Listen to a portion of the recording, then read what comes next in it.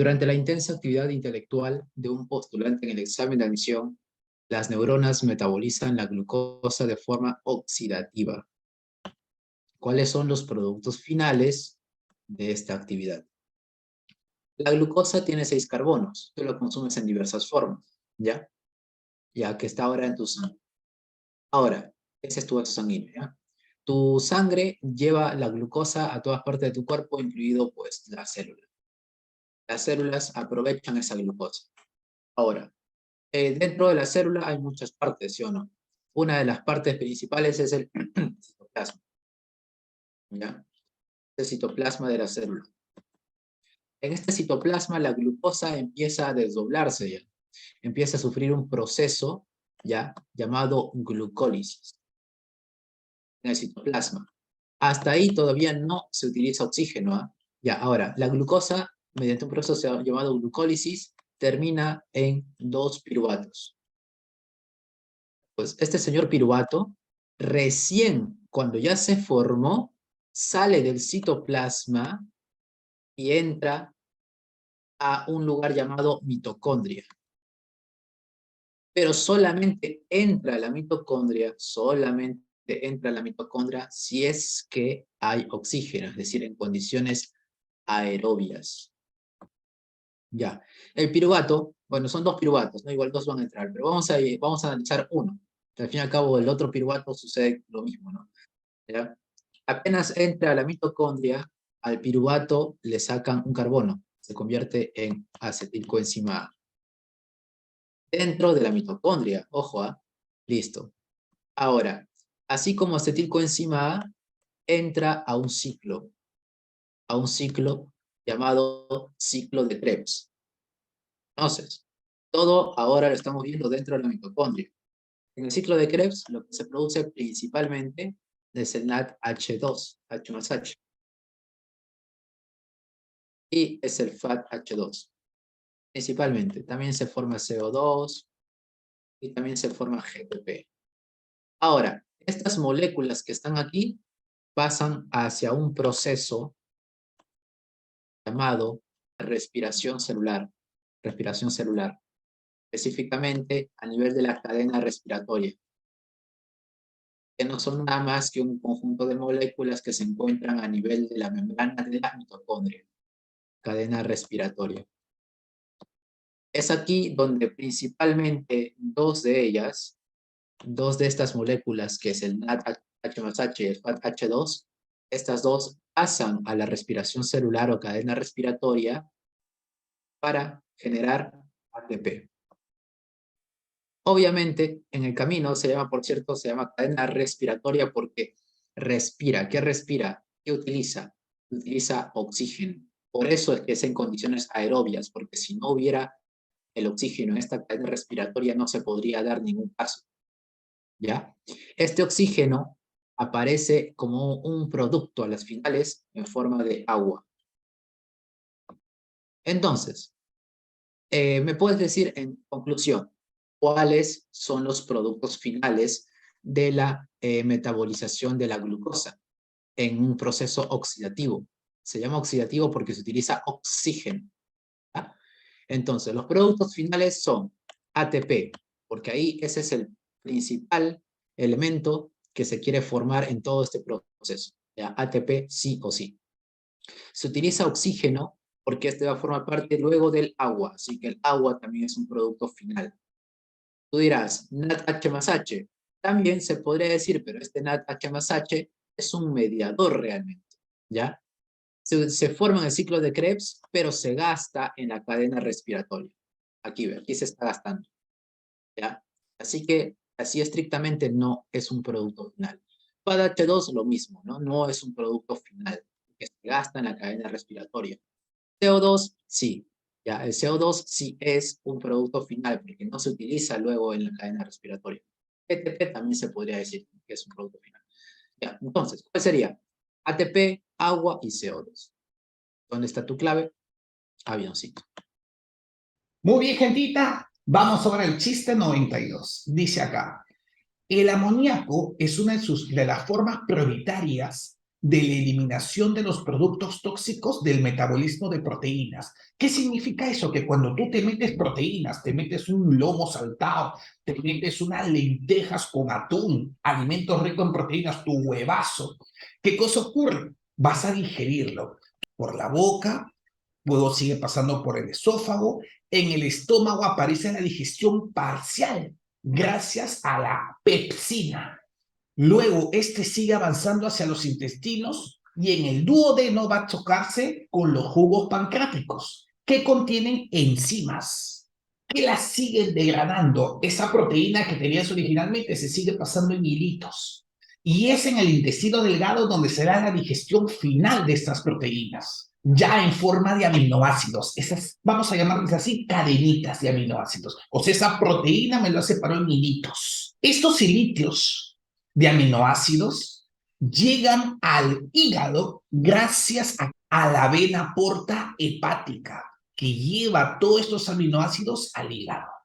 En el hígado va a haber enzimas que interactúen con esos aminoácidos para poder generar un proceso catabólico, o sea, de descomposición.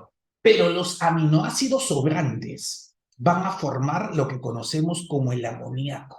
O sea, en nuestro hígado se forma un amoníaco, así es. Pero acá, en el hígado, va a estar en forma de ion amonio, o sea, va a tener un átomo más de hidrógeno. Entonces, ese amoníaco se transforma en urea cuando interacciona con dióxido de carbono. También, si es que interacciona el amoníaco con otras sustancias nitrogenadas, se va a transformar en ácido úrico. Y en el ser humano, una parte menor va a salir enterita. Una parte de amoníaco sale enterita, profe, así es. Pero el amoníaco no es dañino, claro que es dañino, pero están en cantidades tan pequeñas que no nos hacen ni cosquillas. Esto llega al riñón a través del torrente sanguíneo. Y es en el riñón donde esta urea, este ácido úrico y este amoníaco se va a filtrar. O sea, de la sangre, el riñón saca la urea, ven para acá, saca el ácido úrico y saca el amoníaco para que se te vaya en tu pichita. Así el riñón se encarga de purificar la sangre.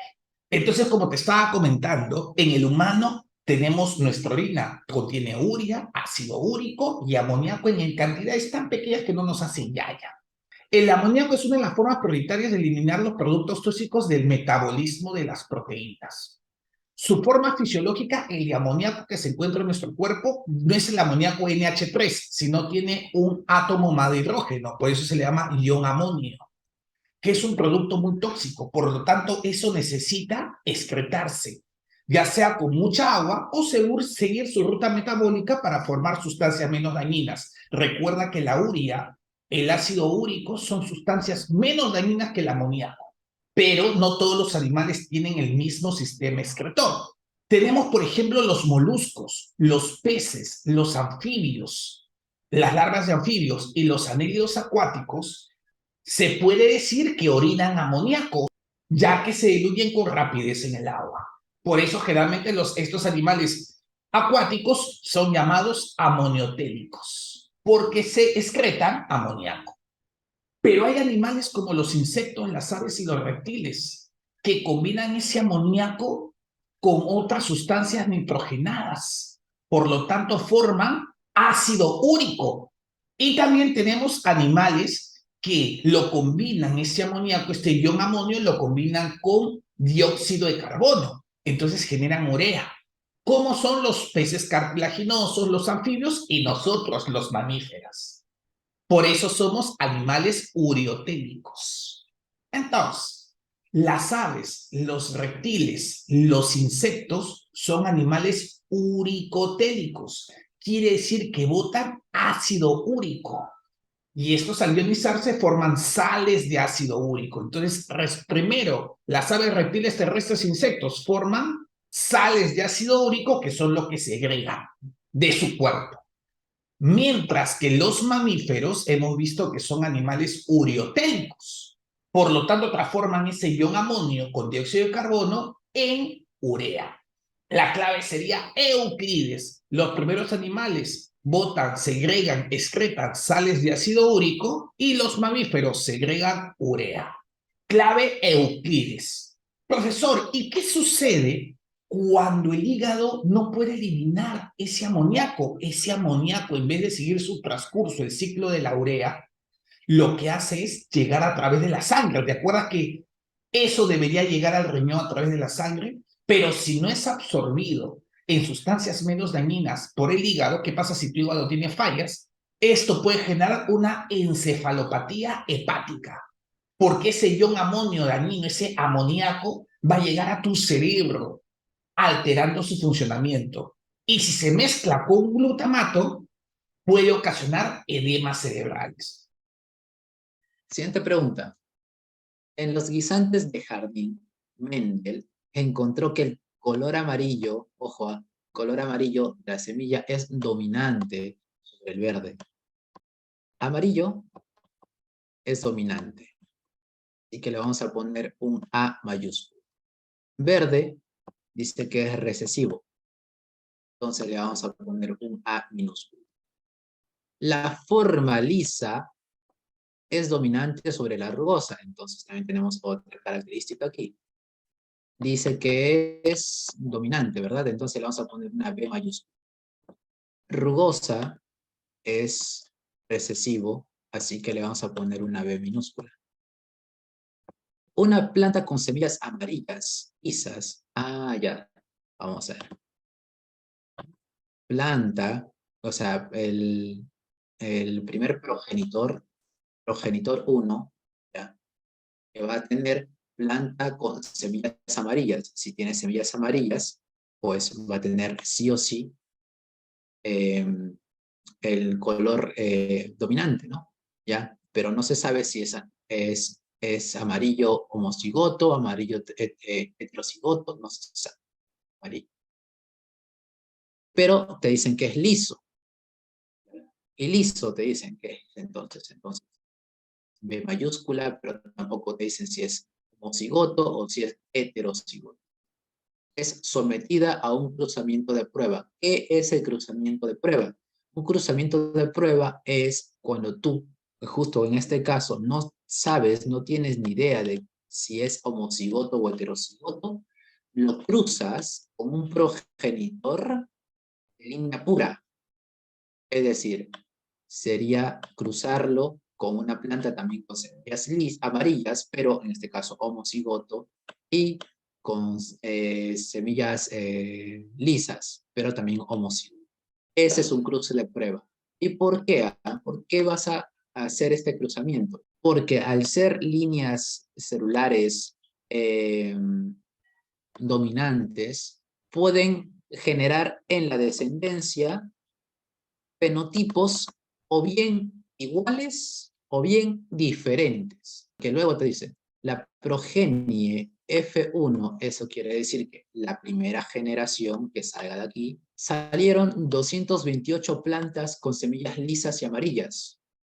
Hay 228 plantas, pero con semillas lisas y amarillas. O sea, para que sean lisas, necesariamente tienen que ser B mayúscula, pero el otro no se sabe y el otro tiene que ser amarilla, ¿no? El otro tampoco se sabe. Ya, pero hay 228. Por otro lado, te dicen, hay 234, ¿ya? Con semillas rugosas, te dicen. Para que sean rugosas, como la rugosidad es una característica recesiva en este caso, entonces los dos tienen que ser así. Y amarillas. Amarillo entonces puede ser así y el otro no se sabe. Listo. Tercero, te dice 216 con semillas lisas. Para que sean lisas, entonces, semillas lisas, tiene que ser sí o sí B mayúscula y el otro no se sabe. Y verdes, te dicen. Para que sean verdes, como es recesivo, tiene que ser los dos homocigotos recesivos. Por último, 210, ya, 210 con semillas rugosas y verdes.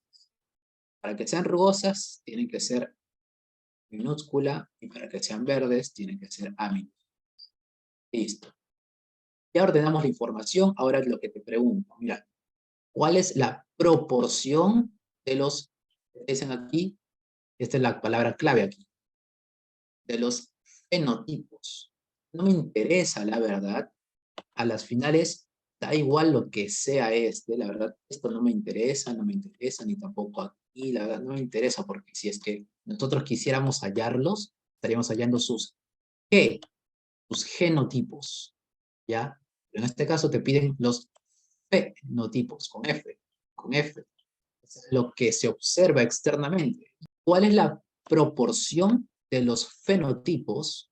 En base a esto, lo único que tienes que hacer es hallar 228, es el rozamiento matemático ya. 228, ¿cuánto es en porcentaje con respecto a todo? Caso 2, 234, ¿cuánto es en porcentaje con respecto a todo? 216, ¿cuánto es en porcentaje con respecto a todo? Y por otro lado, 210, ¿cuánto es en porcentaje con respecto a todo? Aproximadamente tiene un 25% cada uno. Aproximadamente. Y tiene sentido, porque si tú lo sumas todos, ¿ya? Llegas a tener 888 descendientes. Ya pues, más o menos cada uno, si te estás dando cuenta, cada uno tiene la cuarta parte, ¿sí o no? Cada uno tiene la cuarta parte, ya pues aproximadamente es 25. Dedazos, ¿sí o no? 25% amarillas y lisas, 25% amarillas rugosas, 25% verdes y lisas, 25% verdes rugosas. Listo. 94. Cuando una persona que sufre de hipertensión tiene la presión sanguínea sumamente elevada. Bueno, sí, de eso es lo que significa hipertensión, ¿no? Hiper, por encima de, o sea, elevado, ¿no? Tensión, bueno, la presión arterial. El médico le coloca una tableta de captopril bajo su lengua, con la finalidad de que el medicamento pase más rápidamente al torrente circulatorio, en vez de que si la deglutiera, o sea, en vez de que lo consuma, en vez de que lo pase directamente hacia el estómago, mejor lo ponemos debajo de la lengua. Eso. Esta estrategia sustentada en una característica del tejido epitelial del revestimiento, la capacidad de, listo. Primero hay que explicar qué es el captopril. Se utiliza bastante para lo que es el control de la presión arterial. Créeme, es muy común que la gente tenga presión arterial alta. Así que es muy común que a la gente se le dé captopril. Ahora, este captopril pertenece a todo el grupo de medicamentos llamados IECAS. Inhibidores de la enzima convertidora de angiotensina. ¿Qué significa eso, profe? A ver, ¿no? Vamos a poner acá, este es tu riñón. Ese es tu riñón. Cuando tu riñón, porque al fin y al cabo tú sabes que a tu riñón le llega sangre, ¿sí o no? Tu riñón filtra la sangre para formar la orina. Cuando a tu riñón le llega sangre y esta sangre tiene tiene poca fuerza, con poca presión, mejor dicho, es decir, cuando el paciente está hipotenso, porque eso significa que su presión está hacia abajo, ¿ya? Cuando el riñón determina que la persona está hipotensa, este riñón secreta una enzima llamada renina. ¿En qué condiciones? En condiciones de hipotensión, o sea, cuando la presión arterial está hacia abajo. Esta renina viaja por la sangre, ¿ya? Y llega más o menos, mira, por acá te pongo tus dos pulmones. Ahí está tu pulmoncito, acá tu otro pulmoncito, ahí están tus bronquios. Este es el señor hígado, ¿no? Está saltando al hígado. Bueno, es un hígado feo, pero ahí está el hígado. La cosa es que el riñón produce renina, punto final. El hígado, el hígado produce una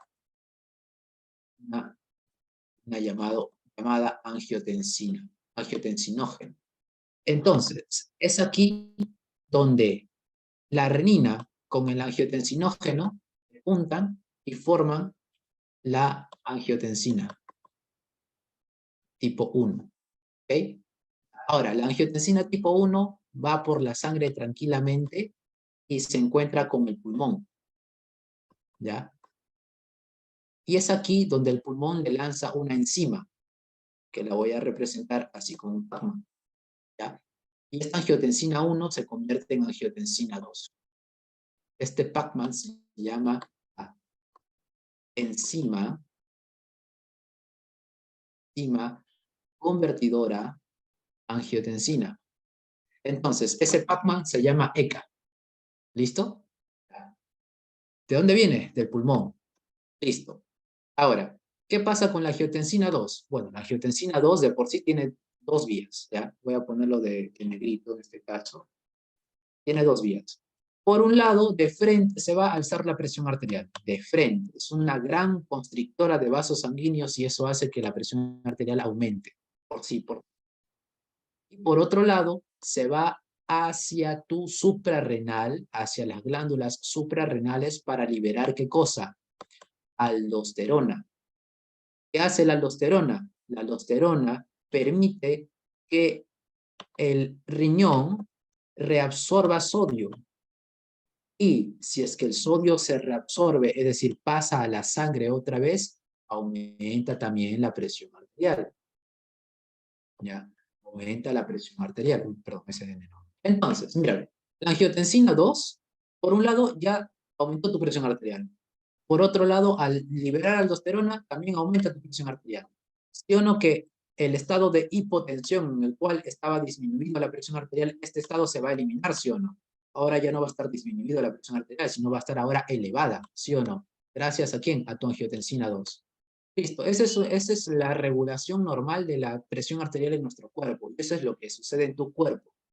Ahora, esto es peligroso si es que se mantiene continuamente elevado. Es decir, si la presión arterial se eleva de manera continua y sin regulación. Y es ahí donde aparece la hipertensión arterial, ¿ya? Ahora, entonces, es por eso que en el laboratorio se ha desarrollado inhibidores de la ECA, ¿ya? Inhibidores de la ECA. ¿Qué es la ECA? Ya te dije, enzima convertidora de angiotensina. Entonces, los inhibidores de la ECA lo que hacen es hacer que este Pac-Man no funcione. Chau, Pac-Man. Y si no hay Pac-Man, entonces la angiotensina 1 no puede transformarse en angiotensina 2. Entonces, si no hay angiotensina 2, la presión arterial no se eleva. Y si no se eleva, tampoco se genera aldosterona. ¿Ya? Solamente queda angiotensina 1. Y como angiotensina 1 no se puede aumentar la presión arterial. ¿Ok? Eso es lo que hacen las IECAS. Los famosos captopril, enalapril, etcétera, ¿no? ¿Ya? Ahora, ya, te están diciendo de que a este paciente con hipertensión le han puesto captopril en su lengua. ¿Por qué en la lengua? ¿Por qué debajo de la lengua? Porque debajo de la lengua, si tú has sido ya bastante curioso, ya sabrías ya por qué. Imagínate que esta es tu lengua, ¿ya? Ahí está tu lengua, ¿ya? Justo debajo de tu lengua, aquí, en la parte inferior, hay una cantidad enorme de vasos sanguíneos, específicamente de venas superficiales. Tú te ves en el espejo y abres tu boca y elevas tu lengua, te vas a dar cuenta que ahí hay como gusanitos medios azules, medios morados. Esos gusanitos azules morados son tus venas superficiales. Ahora, a ese nivel, si tú le pones un fármaco, como en este caso le estás poniendo el captopril, un fármaco, obviamente, no cualquier fármaco, ¿ya? Sino fármacos específicamente diseñados para absorberse vía sublingual. Ahí le vas a poner el fármaco, ahí está. Si tú lo pones ahí el fármaco, al toque se desintegra y empieza a absorberse hacia tu sangre de manera rápida. Te están preguntando, ¿cuál es la característica del tejido epitelial que se está evaluando en este caso? Pues la capacidad de absorción. ¿Por qué no protección, profe? Que en este caso no estamos viendo que proteja o que te esté defendiendo de algo. ¿Cuándo hay protección? Cuando, por ejemplo, en el caso de la piel, ¿no? O sea, en la parte externa, o sea, por ejemplo, a nivel de tu brazo, a nivel de tu pierna, a nivel de tu mano, encontramos una gran capa de queratina, la cual no permite que las bacterias vengan desde afuera hacia adentro. La capacidad de retención, generalmente se habla de retención de líquidos, pero esto no es característica del tejido epitelial, es característica del tejido conectivo. ¿Ya? Secreción. Sí existe secreción en el tejido epitelial, específicamente las glándulas. Existen tipos de glándulas, exocrinas, endocrinas, etc. Recepción. La capacidad de recepción viene de receptáculo y estos son los sentidos. Y los tienes, pero en este caso no estamos evaluando la capacidad de recepción. Si estuviéramos evaluando la capacidad de recepción, estarían preguntando si el paciente supo de qué sabor era la pastilla. ¿Ya? Esa es la capacidad de recepción. ¿Ya? Así que sería casita. Listo. 95. Un paciente de 2 años llegó a consulta por vómitos y decaimiento de 24 horas de evolución. Se ordenó realizarle una tinción de una muestra de cultivo obtenida a partir de sus heces. Mira, muestra de cultivo y de las heces. Según los microorganismos vistos al microscopio, que te dicen que la foto se ve aquí en la figura, ¿qué morfología y qué disposición bacteriana se observa? Pues pregunta el ojo nada más, ¿ya? A ver, mira. Primero, ¿qué es una muestra de cultivo? Tú sabías que las bacterias se pueden cultivar, así como cultivas las plantas. Un cultivo no es nada más que un lugar específico para que un conjunto de microorganismos puedan sobrevivir y proliferar, aumentar. Eso es necesario para poder determinar qué tipo de microorganismo está infectando a un paciente. En este caso, van a analizar las heces del niño, ¿ya? Porque se está sospechando de una infección intestinal, por los vómitos, por el decaimiento, etc. Se ha visto al microscopio y se observa esta imagen. ¿Qué es? Casi cuando están así acumulados, casi no se ve, o sea, sí se determina qué forma tienen, pero como que te puede confundir. Es mejor observarlos casi por separado. Por ejemplo, en esta agrupación pequeñita o aquí. Como que ahí tienen más forma de redondeada, ¿sí o no? Y cuando lo observamos esta forma redondeada en un microorganismo, una bacteria, ya, le llamamos coco. ¿Qué pasaría si es que hubiera sido un poco alargado? ¿Eso cómo se llamaría? Se llamaría bacilo. Pero otro hubiera sido el caso que no fuera ni redondeado ni alargado, sino fuera así. ¿Cómo se llamaría? Espirilo. Pero otro hubiera sido el caso si no fuera ni redondeado, ni alargado, ni en espiral, si no fuera como una especie de bastoncito. ¿Ya? ¿Eso cómo se llamaría? Ahora, pero esto es de manera unitaria, o sea, si estamos analizando la forma de cada uno por separado. Pero a veces existen agrupaciones, como en el caso de la foto. Puede haber agrupaciones de esa forma, o pueden haber agrupaciones simplemente entre dos. Si ya estás observando estas agrupaciones entre dos, lo primero que debes observar es la forma. Sabes que son dos cocos que están unidos. Por lo tanto, se llamaría diplococo. ¿Qué pasaría si fueran así? Mira, ve.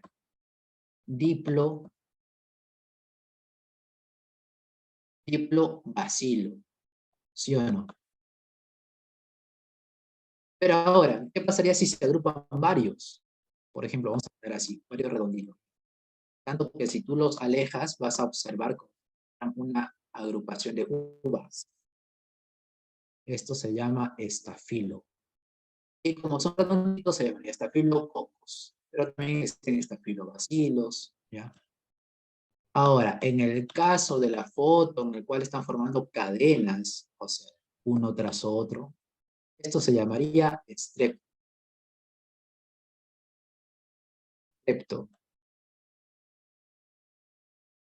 ¿Strepto qué? Streptococos en este caso. Primero, son redondeados, por lo tanto es un coco. Segundo, están formando cadenas, por lo tanto son streptococos. Para que tú sabes, en bueno, ahí te había puesto imagen para que los diferencies en formas. Ah, por cierto, también forman empalizadas. ¿Ya? Esto sobre todo, principalmente los bacilos. Los bacilos son característicos en formar empalizadas. ¿Ya? Listo. 96. Una mujer nace con un número de ovocitos primarios, cuenta en el orden de 1 a 2 millones. Bueno, sin embargo, a lo largo del desarrollo embrionario femenino, este número variará. ¿De qué etapa se reanuda la división celular meiótica? En el periodo fetal, a nivel de sus ovarios, ¿ya? Lo que existen son ovogonias. Y estas ovogonias son células todavía que hacen mitosis. Por lo tanto, son células madre las cuales van a generar más adelante el famoso óvulo, pero no son consideradas gametos. ¿Okay? Las ovogonias no son consideradas gametos, porque los gametos no hacen mitosis, hacen meiosis. Listo. Hace el periodo fetal, más o menos en el nacimiento, estas ovogonias empiezan a crecer, escucha, empiezan a crecer y a ser más grandes, a diferenciarse un poquito, y son llamadas ahora ovocitos primarios. Pero ojo, para que una ovogonia pase a ser un ovocito primario, no ha habido una meiosis, no ha habido una disminución de copias de ADN, no, simplemente ha habido mitosis, nada más que mitosis. Pero ahora, como ovocito primario, este señor ovocito primario ahora sí tiene la capacidad de hacer meiosis, ¿ok? Como ovocito primario. De aquí para adelante, ahora sí puede haber meiosis. De aquí para adelante. Cambio de ovogonia a ovocito, no. ¿Ya? Listo. Pero este ovocito primario se queda en una etapa. Al inicio nada más. Se queda en profase. Tú sabes que la meiosis tiene dos tipos de profase, ¿sí o no? Profase 1 y profase 2. Queda en la profase. Pero, profe, yo sé que la profase tiene varias subfases. Eh, leptonema, está diplonema, desinesis, etcétera, etcétera. ¿Qué parte de la profase se queda a nivel del diplonema? Entonces, cuando una niña ha nacido, tiene sus ovocitos primarios estancados en fase 1, específicamente en la subfase de diplonema. Así pasan los años, pasa toda su infancia y llega hasta la pubertad, que es donde este ovocito primario recién reanuda su profase, reanuda su meiosis y se puede convertir en ovocito secundario. Pero el ovocito secundario no termina toda la meiosis, no. ¿Ya? El ovocito secundario avanza hasta la meiosis 2. ¿Ya? Avanza hasta la meiosis 2, específicamente en la metafase. Y ahí se estanca. ¿Ya? Ahí se estanca. ¿Por qué, profe? ¿Por qué se estanca? Está esperando a su espermatozoide, ¿ya? Si ya que estamos en la pubertad, esta señorita ya puede salir embarazada, entonces ya tiene capacidad de reproducción. Si es que acá quedan dos estadios, ¿no? ¿Ya? Si es que la señorita no está embarazada, es decir, no hay fecundación, entonces este señor ovocito muere, y muere con su metafase 2, muere, ahí queda su historia.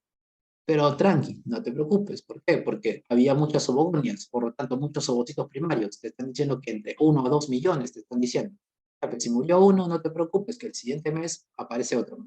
Cuando sí existe fecundación, cuando el material genético del espermatozoide se une con el material genético del óvulo, ¿ya? Este ovocito secundario, aquí este ovocito secundario restablece su meiosis y completa completa la meiosis. Es decir, ya no se estanca.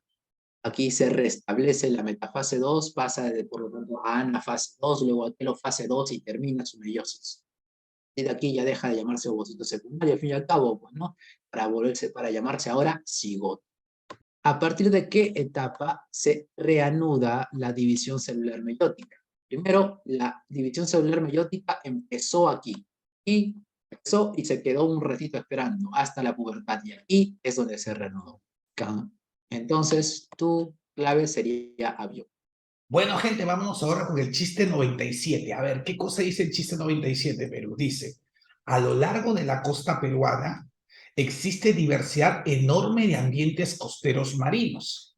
Un estudio que apunte a describir la escala, muy bien, en la cual interactúan diferentes poblaciones. En los niveles de organización ecológica, tú sabes que el primer nivel es el individuo. Ahora, el conjunto de individuos de la misma especie, Homo sapiens, sapiens, sapiens, sapiens, forman una población, pero eso es cuando es de una misma especie. Y la interacción de las distintas poblaciones, por ejemplo, la población de gatos, la población de plantas, la población de gallinas, son poblaciones de distintas especies. A la interacción donde hay distintas poblaciones se le llama comunidad. Por lo tanto, diferentes poblaciones, ¿qué cosa sería? Una comunidad, ya que ahí interactúan distintas poblaciones. Y al analizar la relación cambiante con el medio, cuando a una comunidad se le suma los componentes físicos y químicos de su entorno, de su ambiente, a esta suma, ¿cómo se le llama, chicos? Ecosistema. Entonces, analizar la relación de comunidad, ya que en una comunidad hay diferentes poblaciones. Analizar su relación con el medio, sea con los factores abióticos, la energía, la temperatura, el viento, del cual dependen, a esto de acá puede denominarse, ya es un ecosistema. La respuesta sería comunidad y ecosistema. Clave, bichota. Entonces, no olvidarse, una comunidad sumado con el medio ambiente que tiene características física-químicas, el suelo, las rocas, etc., junto con los seres vivos forman un ecosistema. Y el conjunto de ecosistemas forma una biosfera. Pero dime, ¿en dónde colocamos los biomas? También una clásica, los biomas terrestres. ¿Dónde va? Claro, el bioma va entre el ecosistema y la biosfera. Aquí están los famosos biomas. Muy bien, gentita. Clave, bichota. José almorzó una hamburguesa y un plátano. Las proteínas, los polisacáridos y los lípidos de estos alimentos sufrirán transformaciones en su tracto digestivo. Sobre la digestión química del almuerzo de José, establezca el valor de verdad de los enunciados. Primero, le estoy preguntando por la digestión de las proteínas, los carbohidratos, B o D. Vamos a ver. Primero, hablemos primero con el caso de las proteínas. ¿Dónde empieza la digestión de las proteínas? ¿Dónde se encuentra la primera enzima que dice, ¿sabes qué? Hoy día me he levantado con ganas de destruir proteínas. Las proteínas empiezan su digestión en el estómago y continúan y terminan a nivel del duodeno. O sea, solamente hay dos lugares en el cuerpo donde tú puedes digerir. En el estómago, ¿cómo se llama la enzima capaz de digerir las proteínas? Pepsina. En el duodeno, en el duodeno hay un montón, ¿ya? Pero estas, ojo, estas enzimas que están en el duodeno, no se producen en el mismo duodeno, no. Llegan al duodeno. Alguien las lleva desde donde se producen y las deja en el duodeno. ¿Ya? ¿Sabes exactamente de dónde vienen? Vienen del páncreas. Solamente que el duodeno es el lugar donde este jugo pancreático se distribuye. Y ahora, ¿cuáles son las enzimas que el jugo pancreático les está llevando al duodeno para degradar las proteínas? Profe, es un montón.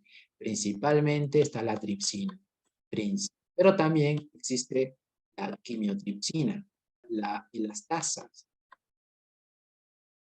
que desdobla elastina. Pero también, profe, están las carboxipeptidasas, tipo A, tipo B. Todas estas enzimas son las que permiten degradar las proteínas. Pero yo te pregunto, ¿qué hace la pepsina en el estómago que no haga la tripsina en el duodeno? ¿Por qué es necesario que primero haya pepsina en el estómago y luego tripsina en el duodeno? ¿Por qué no mejor de frente todo en uno solo y punto? Fácil. Lo que sucede es que las proteínas, como tal, tú sabes que tienen 4 tipos de estructuras, ¿sí o no? Estructura primaria, secundaria, terciaria, cuaternaria. Ya. Lo que hace la pepsina, escucha bien, ¿ah? Escucha bien. Lo que hace la pepsina es agarrar a la proteína, sea cualquiera que sea su estructura, y la convierte, escucha bien, la convierte en cadenas. Cadenas de aminoácidos, cadenas polipeptídicas. Como que, digamos, tú tienes tu ovillo de lana, lo que hace la pepsina es agarrar ese ovillo y empezar a deshilacharlo, ¿ya? Lo deja listo para que vengas tú con tu tijera y empieces a cortar uno por uno. ¿Quién corta la cadena de aminoácidos? La tripsina, la quimiotripsina, la elastasas y las carboxipeptidasas. Ellas terminan el trabajo generando aminoácidos libres. Eso es lo que hace la proteína. Perdón, las enzimas que degradan proteínas. Entonces, vamos a ver las alternativas que tienen que ver con proteínas. 1. Las proteínas fueron hidrolizadas en péptidos. Estas cadenas de aminoácidos son los péptidos, ¿ya? En el estómago. Verdadero. Bien, sí, verdadero. A nivel del estómago, sí se hace. En el 4 te dice, las proteínas fueron degradadas hasta aminoácidos en el intestino delgado. ¿Sí? Verdadero. En el duodeno, que es específicamente la parte del intestino delgado, se degradan hasta aminoácidos. Así que sí, es verdadero. Te preguntan ahora por los almidones. Ya. Pregunta, ¿dónde empieza la digestión de los carbohidratos? En la boca. Bien. Ahí estás tú. Aquí a nivel de la boca encuentras una enzima. Amilasa. ¿Por qué tipo de amilasa? Salival. También llamada tialina. Lo que pasa con la tialina es que agarra el almidón, por ejemplo, el almidón puede estar en un pan, puede estar en una yuca, puede estar en granos de arroz, etcétera, ¿ya? El almidón viene prácticamente, son los carbohidratos que vienen directamente de una planta. Y así como tú lo consumes así como pan, como arroz, son estructuras complejas que tienen enlaces. Ya, lo que hace la amilasa salival lo empieza a desdoblar, lo desdobla hasta cadenas también. Cadenas, pero en este caso ya no de aminoácidos, sino cadenas de glucosa.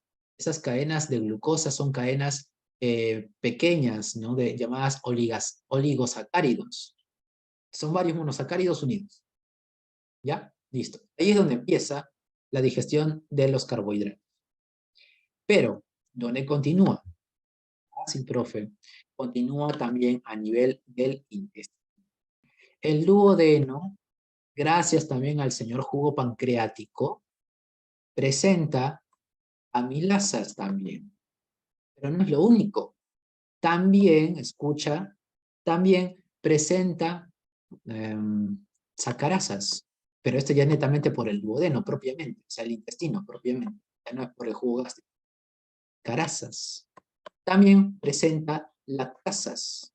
También presenta maltasas. ¿Qué pasa entonces, profe? Lo que pasa es que la cadena de oligosacárido que estaba aquí, ahora pasa hasta el duodeno y esta cadena de oligosacáridos empieza a desdoblarse en disacáridos. Ya pues, profe, sacarosa. Por ejemplo, dime otro nombre, lactosa. Dime otro nombre, maltosa, profe. La sacarosa es un disacárido, pero para que se pueda desdoblar en monosacárido, necesita de su enzima llamada sacarasa. Es así como la sacarasa puede desdoblar a la sacarosa, no está difícil, ¿verdad? ¿Ya? y la genera ya, pues, que contiene la glucosa, las fructosas, ¿sí o no? Dobló hasta monosacáridos. La lactasa hace lo mismo con la lactosa y desdobla la glucosa con la galactosa, ¿sí o no? La maltasa hace lo mismo, desdobla a la maltosa y forma dos glucosas, glucosa con glucosa. Estos señores que están aquí ya son monosacáridos recién. ¿Qué pasaría si es que tú no tienes lactosa? Perdón, si tú no tienes lactasa, si tú por alguna razón no tienes esta enzima lactasa, entonces no puedes desdoblar la lactosa. Ahí donde esta lactosa se empieza a acumular en tu intestino y empieza a atraer más agua, a hacer que las bacterias de tu intestino lo digieran y generen gases y todo ello, y ahí es por eso es que la leche a veces te cae mal. ¿Por qué? Porque nosotros, los seres humanos, no estamos diseñados, digamos, para consumir leche de manera continua a partir de los 4 o 5 años para arriba. ¿Uno nace con lactasa? Sí, pero solo hasta los 4 o 5 años. De adelante ya no, ¿ya? Por eso que a veces te cae mal. Entonces, los almidones fueron hidrolizados en monosacáridos en la boca. ¿Tú crees que en la boca la amilasa salival hace todo esto? No. Así que, falso. Y por último, los lípidos. Para ya no hacer todo este garabato, mira, te cuento. Los lípidos empiezan su degradación, escucha bien, empiezan su degradación a nivel del estómago, mediante una enzima llamada lipasa gástrica. Pero hasta cierto punto esta lipasa gástrica no es tan importante. ¿Por qué? Porque recién cuando los lípidos llegan al duodeno, gracias ahora sí al jugo pancreático y gracias también al señor bilis, a la señorita bilis, mejor dicho, es que toda grasa puede desdoblarse hasta ácidos grasos. Si es que no hubiera bilis y si es que no hubiera jugo pancreático, porque dentro del jugo pancreático también hay enzimas para degradar colesterol, por ejemplo, entonces no hubiera ácidos grasos que tú puedas aprovechar, ¿ya? Ahora, te están diciendo, los lípidos fueron degradados hasta ácidos grasos en el páncreas. No, en el páncreas no, en el páncreas no se degrada nada, ¿ya? El páncreas genera su jugo pancreático y este jugo pancreático llega al duodeno, es aquí donde empieza a degradarse las grasas. Pero no es sino hasta que llega a la bilis, donde recién la degradación de lípidos se completa para generar ácidos grasos. ¿Ya? Así que esto también es falso. ¿Cuál sería tu clave? Enano, ¿sí o no? ¿Verdadero, falso, falso, verdadero? Lee la 99. Dice, en los ambientes acuáticos y terrestres se forjan relaciones biológicas complejas, cuales promueven, ojo, mira, relaciones biológicas, ¿ya? Muchas de las cuales promueven cambios, incluso físicos, en el ambiente. Las termitas, por ejemplo, cumplen un rol importante en el ecosistema a través de la transformación del material vegetal, especialmente en el fraccionamiento fino de la madera, lo cual incluye su degradación hasta componentes básicos. Para que las termitas cumplan dicha función, deben de tener una participación complementaria. ¿Cuál sería esa participación complementaria? Pues mira, las termitas, junto con los rumiantes, hacen algo que nosotros no podemos. Agarran los carbohidratos que vienen desde las células vegetales, almidón, por ejemplo, pero también la celulosa. Y gracias a que los rumiantes tienen enzimas y gracias al mismo hecho de que las termitas tienen ayuda, una ayuda complementaria, y justo esa ayuda a la que te preguntan, ¿cuál es esa ayuda que tienen las termitas? Ellas, tanto las termitas como los rumiantes, pueden aprovechar la celulosa, es decir, pueden comer celulosa y digerir la celulosa. Algo que nosotros no podemos hacer. ¿Por qué, profe? ¿Por qué? Si viene de una planta, es que la celulosa, escuche bien, ¿eh? La celulosa tiene enlaces beta. Beta glucosídicos. En cambio, el señor almidón, que si tú lo puedes aprovechar porque tú consumes a cada rato almidón en la papa, en el arroz, en el trigo, etc. El almidón no tiene beta-glucosídicos, él tiene alfa-glucosídicos. Y hace ratito te expliqué cómo se degrada el almidón, ¿sí o no? Mira, ve. Hace ratito te dije que el almidón es llevado hasta cadenas de oligosacáridos por la amilasa salival o tialina, ¿sí o no? Ya. Pero esto se da gracias a que la amilasa salivalotialina tiene la capacidad de romper enlaces alfa. No tiene la capacidad de romper enlaces beta. No lo tiene. ¿Ya? Es por eso que cuando tú consumes celulosa, que yo como celulosa, obviamente. ¿Dónde vas a encontrar celulosa? En toda pared, escucha, toda pared celular, vegetal. Por lo tanto, cada vez que tú consumas una célula vegetal, vas a estar consumiendo celulosa.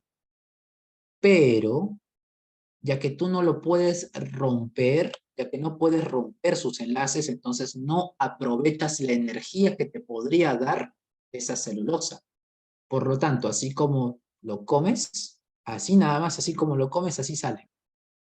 Lo importante de esta pared celular vegetal en nosotros es que al momento de salir, utiliza agua. Por lo tanto, si te estoy diciendo que así como entra, lo vas a botar por tus heces, eso significa que en tus heces va a haber más cantidad de agua. ¿Y eso es bueno o eso es malo? Depende. La gran mayoría de veces es bueno, porque significa que tus heces van a ser un poquito más blandas y no van a generar un estreñimiento, no van a generar mucha fricción en el colon al momento de pasar ni en el recto para que no te genere irritación. Y eso tú lo conoces, ¿sabes cómo? Lo conoces como fibra. Pero esto no sucede en las termitas y en los rumiantes. Las termitas, como les dije, ellos sí tienen la capacidad de romper estos enlaces beta. Por lo tanto, para ellos consumen celulosa, sí, pero no lo consumen porque quieren fibra. No, ellos consumen celulosa porque a partir de la celulosa ellos obtienen su energía. ¿Pero cómo lo hacen? Pues ya te dije que los rumiantes tienen enzimas para hacer esto. Pero las termitas, ¿qué tienen? Pues tienen una relación biológica, una relación de simbiosis con ciertas bacterias en su intestino. Es decir, las termitas tienen bacterias en su intestino. ¿Ya? La termita con sus dientes y la parte de su boca destruye la madera y lo ingiere. Esa madera llega hasta su intestino y es aquí donde las bacterias del intestino, gracias a que tienen estas enzimas para degradar las cadenas beta, pueden degradar la celulosa. ¿Ok? Listo. ¿Te da tu clave? Casita. Y está bien. Esta es la señorita termita que está ahí agarrando y mordiendo la madera. Acá esta es una prolongación de su intestino. Mira, dentro de su intestino encontramos organismos procariotas. Pero tienen la enzima capaz para degradar la beta-glucosa. Bien, una persona sometida a un ejercicio ligero es evaluada de rutina y el médico reconoce una anomalía en el segundo ruido cardíaco del paciente. En el preciso momento en que se escucha la anomalía, es decir, la anomalía en el segundo ruido cardíaco, ¿ya? La sangre rica en oxígeno encuentra en, más o menos, acá te están preguntando en qué parte del corazón se encuentra la sangre cuando se da el segundo ruido cardíaco. Pero para que eso suceda, necesariamente tienes que reconocer cuáles son los ciclos del ciclo cardíaco. A ver, mira, primero empieza con que el corazón se quiere llenar. Este es el primer paso. Existe un llenado pasivo y un llenado activo. ¿Sí? Ahora, el llenado pasivo, escucha bien, ¿eh? El llenado pasivo da tanto en el lado izquierdo como en el lado derecho. Este es el lado derecho del corazón y este es el lado izquierdo. El llenado pasivo en el lado derecho se da por sangre venosa. Sangre que trae las venas cavas. Acá estamos observando cómo trae la vena cava superior, pero por acá abajo también debería estar entrando la vena cava inferior. La sangre llega hasta este lugar llamado aurícula derecha, porque estamos en el lado derecho. En el lado izquierdo, la sangre viene desde estas arterias. Son 4, acá solamente se ven 2, pero son 4 que vienen por acá. Y estas arterias traen sangre con gran cantidad de oxígeno. ¿Ya? O sea, por un lado traen sangre venosa en el lado derecho, en el lado izquierdo traen sangre arterial con grandes cantidades de oxígeno. Ya, los dos se están dando al mismo tiempo. Ahora, cuando la aurícula ya se llenó, o bueno, se está llenando por completo, por gravedad, la sangre cae desde la aurícula hacia abajo, ¿ya? Tanto en el lado derecho como en el lado izquierdo, ¿ya? Y al caer, está llenando esta cavidad inferior llamada ventrículo, ¿ya? Este es el ventrículo, está llenando, ¿ya? Ahora, se están llenando los dos al mismo tiempo. Listo, ese es el llenado pasivo. O sea, simplemente la sangre pasa de un lado a otro por gravedad. Simplemente por gravedad. Pero por gravedad solamente se llena el 80%. ¿Ok? Profe, falta un 20%. Ya, para que el otro 20% pase desde la aurícula al ventrículo, necesitan las aurículas, tanto derechas como izquierdas, necesitan contraerse. ¿Ya? Y eso es por eso llamado llenado activo, porque necesitan de una contracción. Todo es en la primera fase, ¿ya? Todo esto es la primera fase, que aquí lo han desdoblado en dos. En este gráfico lo han desdoblado en dos, pero todo, esta es la primera fase. Fase de llenado. Listo. Fase 2. Entonces, la fase 2 empieza con los ventrículos llenos ya. Los ventrículos ya están llenos. Y una vez que los ventrículos ya están llenos, entonces los dos ventrículos tienen que contraerse para expulsar la sangre desde los ventrículos hacia las arterias, por acá o bien por allá. ¿Ya? O bien al lado derecho o bien al lado izquierdo. Al mismo tiempo los dos, ¿ya? Pero para que eso suceda, los ventrículos necesitan contraerse. Eso es llamado contracción isovolumétrica. ¿Sí? Pero, escucha bien, cuando este señor ventrículo se quiere contraer, tanto en el lado derecho como en el lado izquierdo, ¿ya? La sangre quiere irse por todos lados. La sangre quiere regresar incluso hasta a la aurícula. ¿Ya? Tú sabes que de la aurícula vino la sangre, ¿sí o no? Ya no tendría que regresar la sangre a la aurícula. No. ¿Ya? Entonces, para que no regrese la sangre, las válvulas que se encuentran dividiendo justo la aurícula con los ventrículos, ¿ya? ¿Te acuerdas cuáles son esas válvulas? Estas aquí, en el lado derecho, en el lado izquierdo. ¿Cómo se llama las válvulas que dividen la aurícula con el ventrículo? Se llaman válvulas aurículo-ventriculares, ¿sí o no? Y son dos. Del lado derecho se llama tricúspide, bien, tricúspide. Y del lado izquierdo, ¿te acuerdas cómo se llama? Cúspide, ¿sí o no? Dos nada más. Ahora, cuando estas dos válvulas se van a cerrar, lo hacen por una presión excesiva y por lo tanto empiezan a cerrarse pero de manera rápida y fuerte, generando un golpe, como si estuvieran, por ejemplo, aplaudiendo. Y es ahí donde se escucha el primer ruido cardíaco. ¿Qué fase se da el primer ruido cardíaco? En la contracción isovolumétrica. Entonces, como se cerraron estas puertitas, la sangre no tiene otro lugar por donde irse más que por las arterias, ¿sí o no? En el lado derecho tiene la arteria pulmonar y en el lado izquierdo tiene la arteria aorta. Así que la sangre lo único que puede hacer es irse para la arteria pulmonar e irse para la arteria aórtica. Y es aquí donde pasamos a la tercera fase. Esa fase llamada eyección. La eyección no es nada más que el pase de la sangre desde los ventrículos hacia las grandes arterias, la arteria pulmonar y la arteria aórtica. Pero, escucha bien, escucha bien, sucede que cuando la sangre está ya yéndose, o sea, el corazón se está vaciando, ¿sí o no? Porque al fin y al cabo, la sangre que en un momento estaba en el ventrículo ya no va a estar en el ventrículo. Por lo tanto, el corazón va a tener más espacio para llenarse de sangre, ¿sí o no?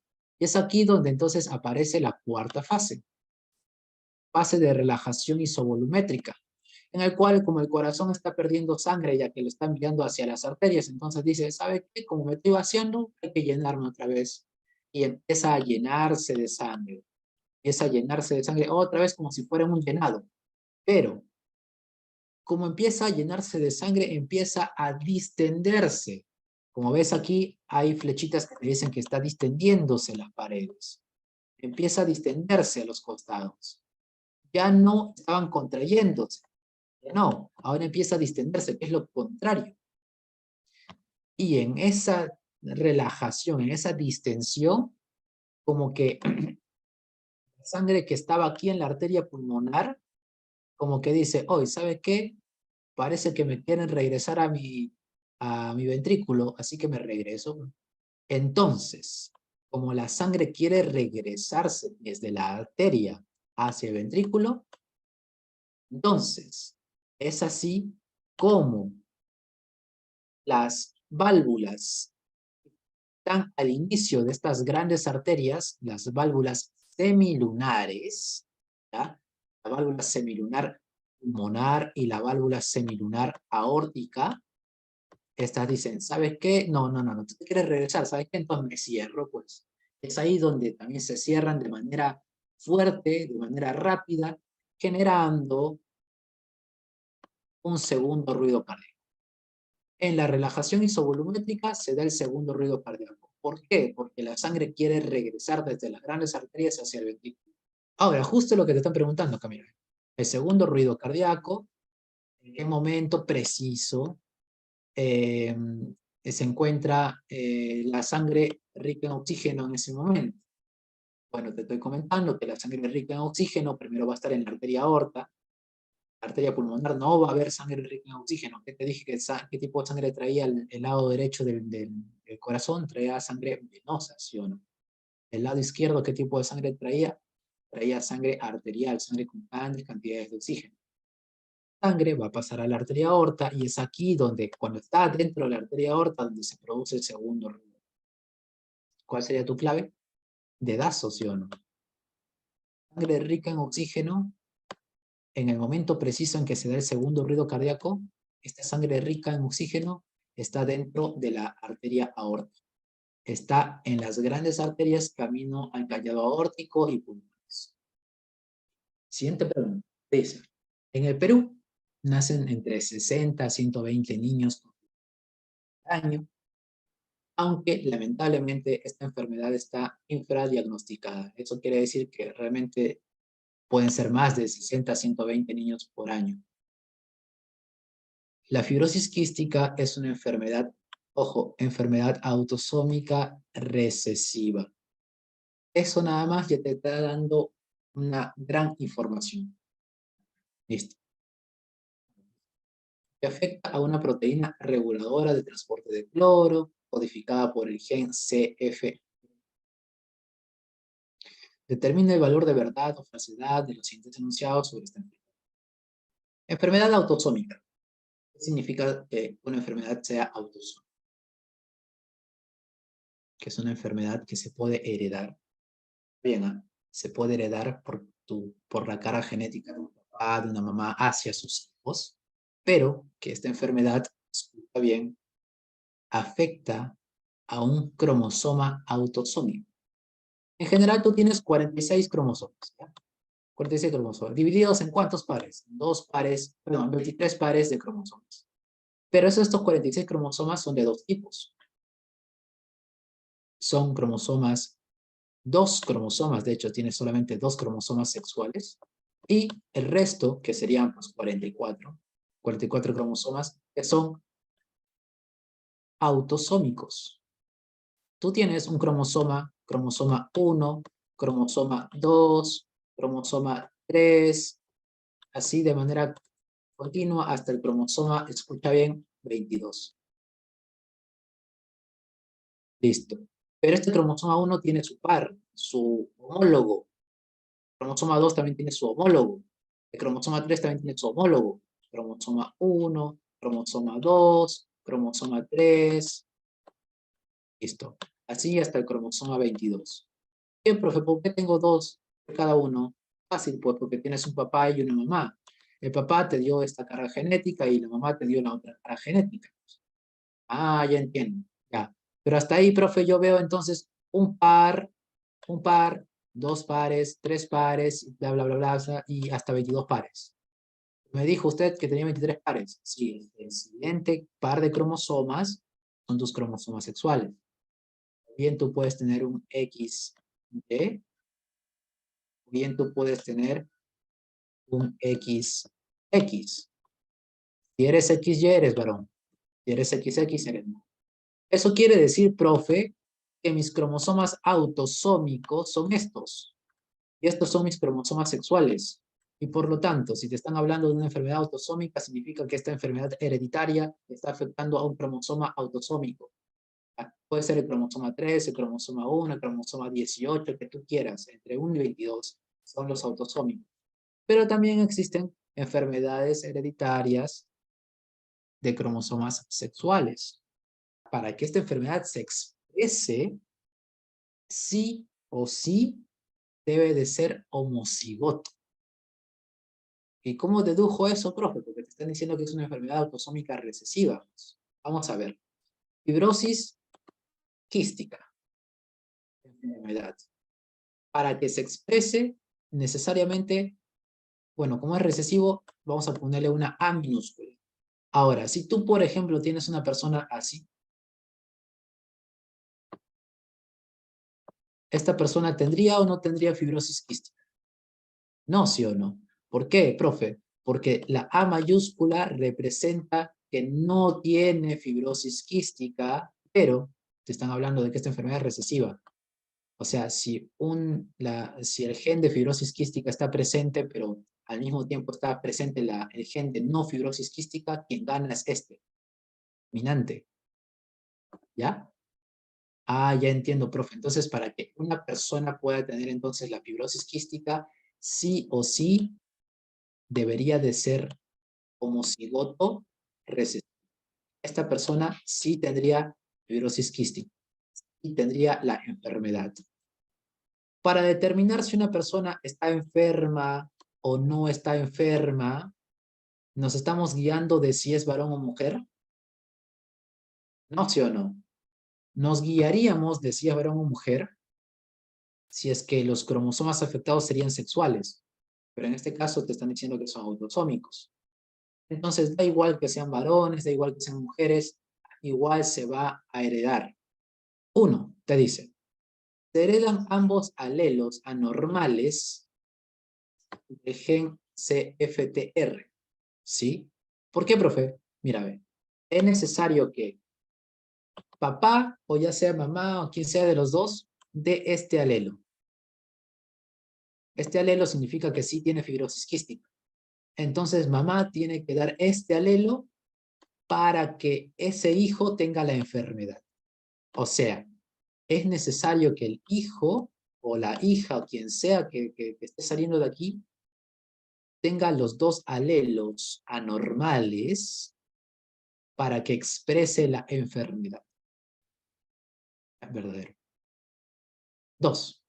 El niño con fibrosis quística, da igual que sea niño o niña, pero ya, con fibrosis quística, hereda solo el alelo anormal de la madre.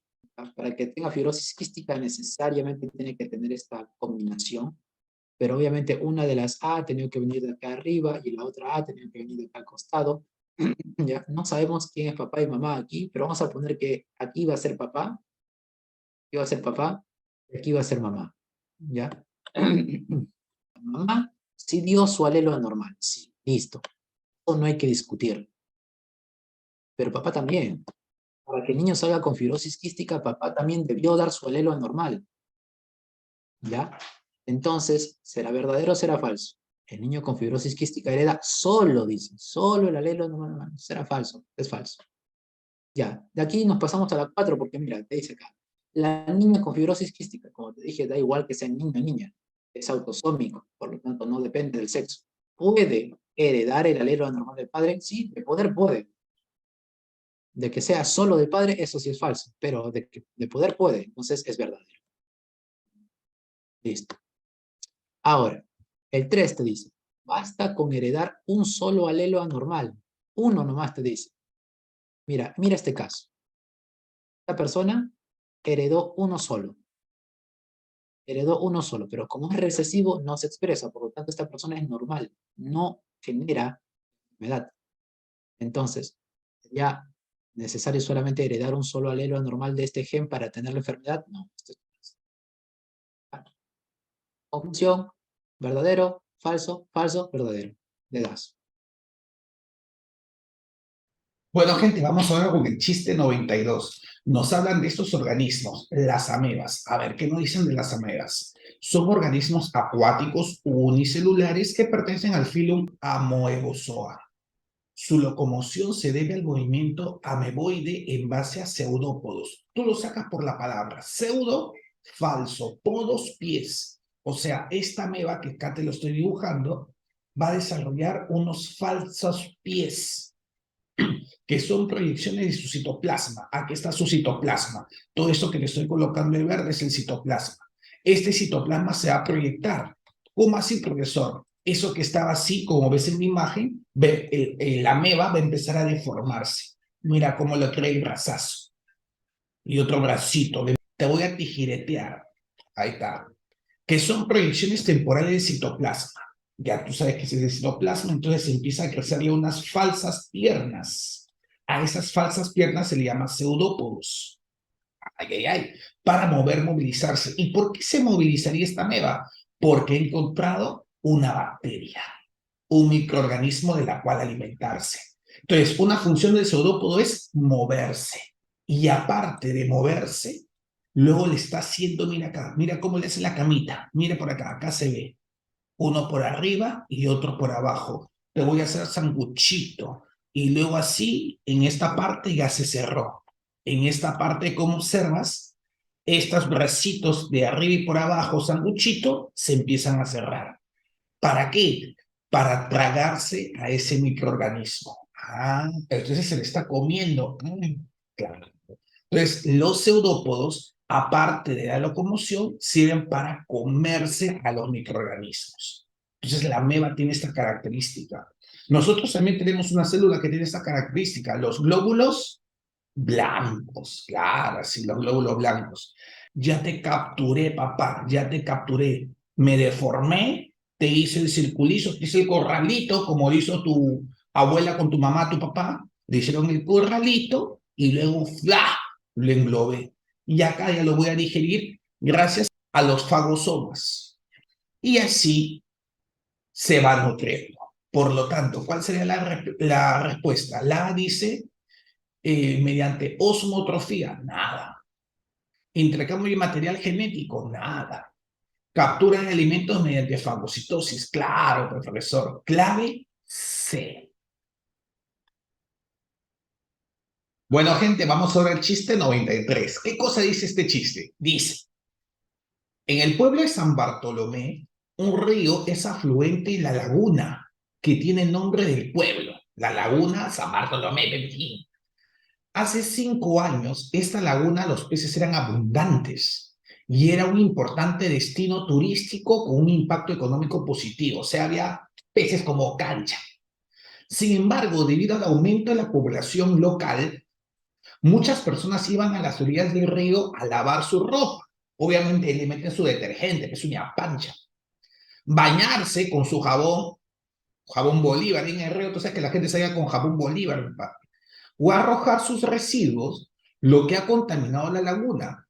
y producido un incremento significativo de su carga orgánica, esto que se llama biomasa, con la consecuencia del continuo y excesivo crecimiento de algas, así como la muerte de los peces. Según lo expuesto, ¿qué proceso ha ocurrido en la laguna? Pregunto, gente, en este caso, me hablan de alguna sustancia como el mercurio segregada por las minas que llegan a los krill, que tú sabes que los krill son fuente importante en nuestra costa peruana, que a la vez son alimentados por los peces más chiquitos, y esos peces chiquititos por los peces medianos, y estos peces medianos por los peces más grandes, elevando el nivel de mercurio. No, acá no me hablan de esa cosa. Claro, esto se llama intoxicación. Hay una intoxicación en la cadena alimenticia, descartamos casa. Saturación, ha aumentado la cantidad de componentes tóxicos en el lago. No me hablan de que la cantidad de componentes tóxicos, así es que también eliminamos la saturación. La fotooxidación. La fotooxidación es cuando se emiten gases, ¿no?, que llegan a la atmósfera y que producen la famosa lluvia ácida. Tampoco. Este es un proceso llamado, nenes, la clave sería Duracell, eutrofización. ¿Y qué es la eutrofización? Miren acá esta imagen.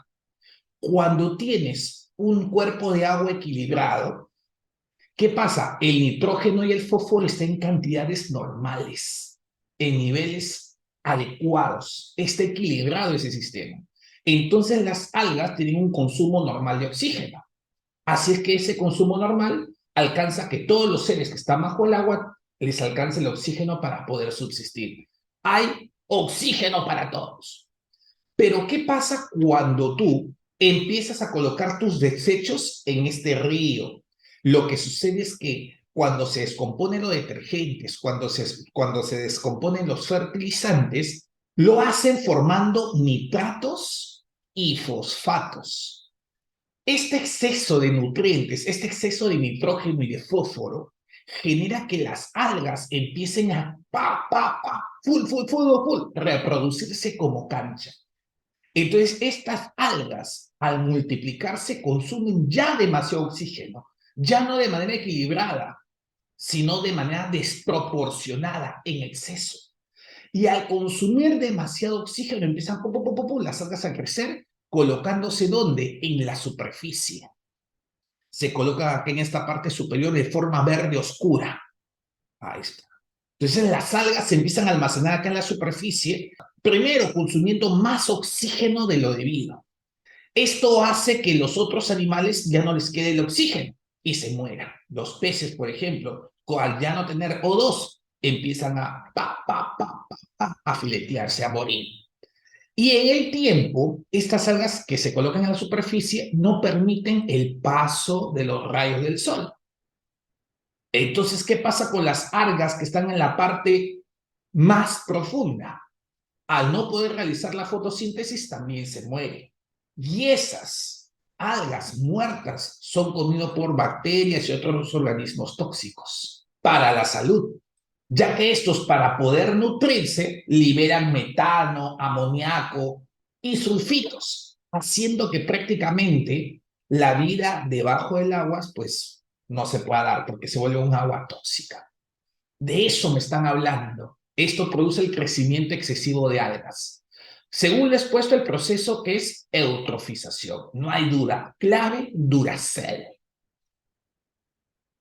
Las enzimas son biocatalizadores que participan en las reacciones químicas celulares, pueden sufrir la desnaturalización de su estructura química provocada por altas temperaturas o fluctuaciones extremas del pH del medio. Te cuento de que las enzimas, hasta en un 99%, casi todas las enzimas son proteínas. Este 1% recién se ha descubierto, recién hace unos 20 años más o menos, que se conoce que existe este grupo. Son las famosas ribosimas, son ARN. Como recién se está descubriendo toda la familia de las ribosimas, todavía no se especifica cuántas son en total, ¿ya? Prácticamente se están diciendo proteína. Obviamente una proteína especial, ¿ya? Una proteína especial capaz de hacer lo que te están diciendo acá, mira, biocatalizador, que participa en la reacción química celular. Pero son proteínas al final. Por lo tanto, como toda proteína, sufren un proceso de degradación llamado desnaturalización. Cuando se ven expuestas, escucha bien, un pH ya sea bajo o alto o extremo. ¿Ya? Cuando a una enzima o cualquier otra proteína la llevas a un pH en la cual no está cómodo, se desnaturaliza. O cuando la llevas a temperaturas bajas o altas, ¿ya? También se desnaturaliza. O cuando lo juntas, por ejemplo, con detergentes, significa perder su estructura, o sea, como que sus paredes y todos sus enlaces como que desestabilizan. Y también pueden perder su función. Pero la desnaturalización a veces puede ser reversible. Por ejemplo, a una enzima cualquiera le pusimos un pH un poquito bajo, ya pues empezó a desnaturalizarse. Pero le quitamos ese pH bajo, entonces se restablece. ¿Ya? Pero si lo ponemos por ejemplo, lo ponemos a hervir así a 5000 grados, así le quites así lo enfríes otra vez a 20 grados centígrados nomás, o a 5 grados si quieres, ya no se va a poder generar la función de la proteína. El pH extremo provoca la desnaturalización reversible de estas. Así como te decía, pues no, en esa exageración de que, ¿qué pasa si que agarramos una proteína y lo llevamos a un volcán, por ejemplo, con 5000 grados ahí? Así lo saques del volcán y lo pongas en tu refrigeradora después, la proteína ya se perdió. ¿Ya? ¿Por qué? Porque son extremos. Igualito hacemos con un pH extremo, ya no es reversible. Avión no es. Peso, dice. Estas se desnaturalizan hasta perder su estructura primaria. Ya. Ahora, por otro lado, las proteínas tienen estructuras. La estructura primaria es simplemente un conjunto de aminoácidos encadenados. La estructura secundaria, cuando estos aminoácidos encadenados empiezan a formar figuras geométricas en el espacio. Por ejemplo, la hoja beta plegada o la alfa hélice. ¿Ya? Esa es la estructura secundaria. Ahora, la estructura terciaria es cuando estos elementos ya tridimensionales empiezan a unirse entre ellos, formando diversas aglomeraciones llamadas motivos. Por ejemplo, hay una combinación de ellos prácticamente. Y es aquí en la estructura terciaria donde ya esta proteína ya tiene la función. Ya puede tener función. ¿Ok? La estructura cuaternaria es simplemente agarrar estructuras terciarias y unirlas. ¿Ya? Terciaria, más terciaria, más terciaria, y así de manera continua, ya estamos hablando de una cuaternaria. ¿Ya? Obviamente también tiene función. La estructura terciaria para abajo, o sea, terciaria y cuaternaria, ya tienen función. Cuando se desnaturaliza una proteína, se dice de que, por ejemplo, si era una proteína con solamente estructura terciaria, puede llegar hasta secundaria y depende de la gravedad, de, por ejemplo, la temperatura, depende del pH, de lo que lo esté haciendo desnaturalizar, puede incluso llegar hasta estructura primaria. Beso, te dice. Estas se desnaturalizan hasta perder su estructura primaria. Hasta perder su estructura primaria. O sea, te dicen que las proteínas, por ejemplo, de aquí cuaternaria, pierden toda su terciaria, secundaria y quedan en primaria, incluso pierden la primaria. ¿Cuándo se supone que se pierde la primaria? Cuando estos aminoácidos se quedan libres. Y créeme, el pH, ni la temperatura, ni los detergentes tienen esta capacidad de romper estos enlaces. ¿Quiénes sí tienen esa capacidad? Pues son las enzimas que hace rato te expliqué. Las enzimas que degradan proteínas. ¿Te acuerdas cuáles eran las enzimas que degradan proteínas? La tripsina, por ejemplo. La tripsina sí tiene la capacidad de eliminar esos. Quimiotripsina, carboxipeptidasas, elastasas, etc. La desnaturalización, no. Casi. En algunas de ellas se desnaturalizan de forma irreversible. Sí, puede ser Dedo. Se desnaturalizan al perder su estructura secundaria y terciaria. O sea, si pierden esta estructura, dice, ya se desnaturalizó. Si pierden la terciaria, también se desnaturalizó. Puede ser, pero como que no abarca la cuaternaria, ¿verdad? Porque el hecho de perder la estructura cuaternaria también significa desnaturalizarse. Que de cuaternaria pase a terciaria ya se está desnaturalizando. Así que como que, no sé, me da dudas. Por el momento puede ser casa y dado, pero yo creo que más me voy por casa. Ahora, enano. Se desnaturalizan de forma reversible por altas temperaturas. Cuando hay altas temperaturas, ya no es reversible. Ya no es reversible, así que enano se va. Entonces me queda casa y dado, sería casa, más exacto. ¿Ya? Y ahora, gentita, vamos al chiste 95. ¿Qué cosa dice acá? Algunas plantas, como las pertenecientes a la familia Fabaceae, que incluye hierbas, arbustos o árboles, logran expandir su área de absorción de nutrientes mediante unos hongos. A ver, a ver, a ver, a ver. Acá nos están hablando de plantas y luego nos están hablando de hongos. Claro, son seres vivos distintos que viven en sus raíces, formando endomicorrizas o ectomicorrizas. ¿A qué proceso de interacción biológica nos estamos refiriendo? A ver, acá tenemos esta plantita.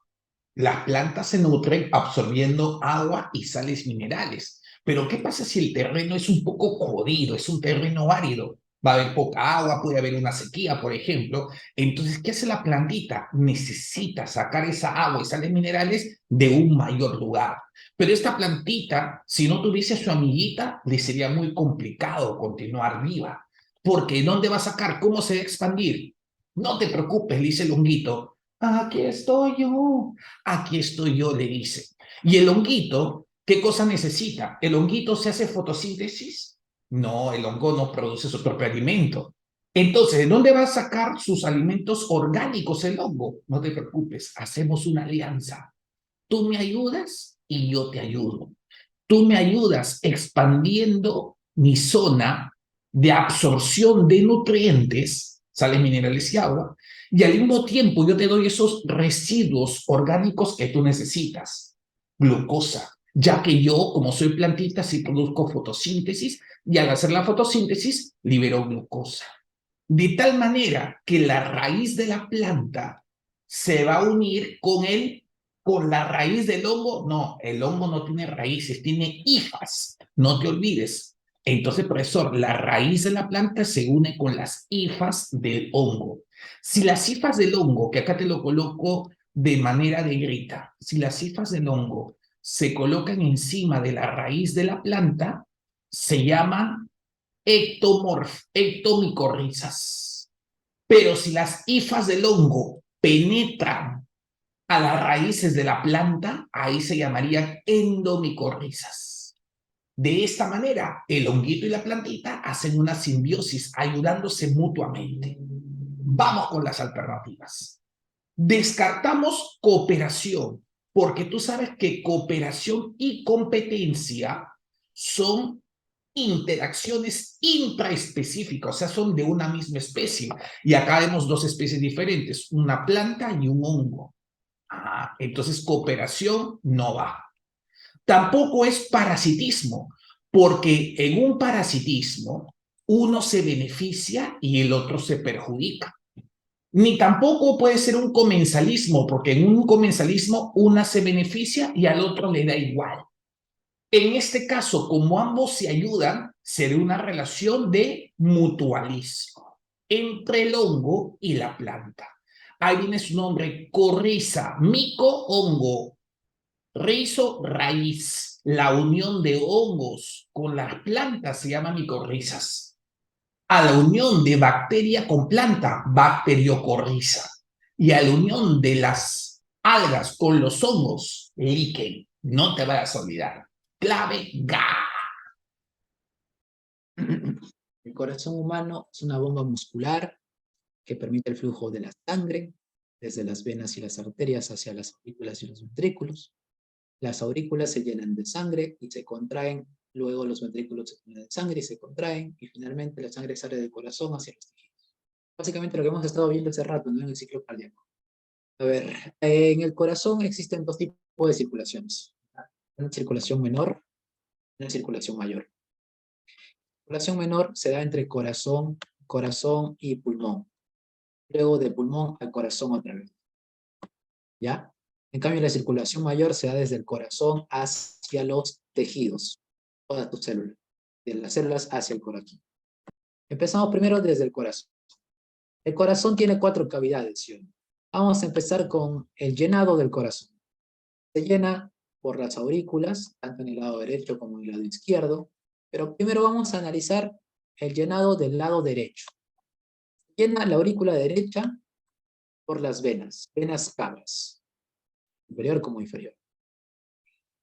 Esta sangre es sangre venosa, sangre con poco oxígeno. De la aurícula derecha pasa hacia el ventrículo derecho. El ventrículo derecho pasa hacia la arteria aorta, perdón, hacia la arteria pulmonar, ¿ya? Pero es sangre con poco oxígeno.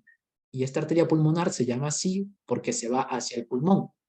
¿Qué tipo de sangre lleva? Sangre con oxígeno. Pero como pasa por el pulmón, esta sangre con poca cantidad de oxígeno entra al pulmón así, pero sale con grandes cantidades de oxígeno. Cuando sale deja de llamarse arteria pulmonar, se llama ahora vena pulmonar. Estas son las venas pulmonares. 4. Estas 4 venas pulmonares, que tienen sangre con grandes cantidades de oxígeno, entran hacia la aurícula izquierda. ¿Okay? Desembocan en la aurícula izquierda. Y ahí se terminó la circulación menor. ¿Ya?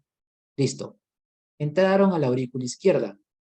Sangre con grandes cantidades de oxígeno. Pasó al ventrículo izquierdo. Sangre con gran cantidad de oxígeno. Y pasa a la arteria aorta. Sube y da su vueltita. Esta arteria aorta lleva sangre con grandes cantidades de oxígeno. Esta arteria aorta es la que lleva la sangre a todo el cuerpo. Pues. Cuando la arteria aorta ya le dio la sangre con grandes cantidades de oxígeno, mira, sangre con grandes cantidades de oxígeno a todo el cuerpo, a tus células, las células le devuelven pocas cantidades de oxígeno. Las células, ¿ya? Porque ese oxígeno está siendo aprovechado por la célula. Y es aquí donde empieza a regresar hacia el corazón en forma de venas. ¿Ya? Son muchas cantidades de venas, pero al final terminan todas formando las venas cavas, tus tejidos. Y esta es la circulación mayor. Y termina todo el ciclo. Y ahí otra vez empieza todo otra vez. Pulmón, luego corazón, corazón, tejidos, tejidos, corazón, corazón, pulmón y así de manera. Ahora, te dicen, avión, el ventrículo derecho, ya, se contrae y dirige la sangre hacia la arteria aorta. ¿Esta será la arteria aorta? No. Derecho es la arteria pulmonar. La arteria pulmonar, ¿ok? Pulmonar sale del lado derecho. La aorta sale del lado izquierdo. ¿Ves? Las venas pulmonares, ya, vena pulmonar, las que salen del pulmón y quieren irse a la aurícula. Las venas pulmonares conducen la sangre hacia los pulmones, ¿no? Salen de los pulmones y lo conducen hacia la aurícula izquierda. Casa, te dice. El ventrículo izquierdo, este es el ventrículo izquierdo, se llena de sangre por las arterias pulmonares. Pues sí, realmente sí, las arterias pulmonares salen del pulmón, van hacia la aurícula izquierda y de aquí esta sangre de la aurícula izquierda pasa hacia el ventrículo izquierdo. Así que sí, hasta el momento casita puede ser. Ya. Dado. La aurícula izquierda, esta que está aquí, se contrae y dirige la sangre hacia los pulmones. No. De la aurícula izquierda no va hacia los pulmones, no. Recibe, de hecho, de los pulmones y lo manda hacia el ventrículo izquierdo. No es. Enano. Las cavas, estas bolitas que están aquí, conducen la sangre hacia la aurícula derecha. Las venas cavas conducen la sangre hacia la aurícula derecha. También, eso sí es correcto. ya llegan hacia la aurícula derecha y desembocan. Por lo tanto, enano también es correcto. Ahora, las venas cavas dirigen la sangre hacia la aurícula derecha de manera directa, ¿verdad? Es decir, las cavas desembocan directamente desembocan y dejan su sangre en la aurícula derecha. Directamente, no tienen ninguna vía de paso, nada, directamente. ¿Ya? ¿Ya? El ventrículo izquierdo se llena de sangre directamente, será por las arterias pulmonares, directamente, así como sucede en las venas cavas. ¿No, sí o no? El ventrículo izquierdo recibe sangre que viene de las arterias pulmonares, sí, pero primero tiene que pasar por la aurícula izquierda. Entonces, vemos desde ese punto de vista, desde ese criterio, ¿quién es más específico? ¿Casa o enano? Enano, ¿sí o no? Entonces, tu clave sería enano.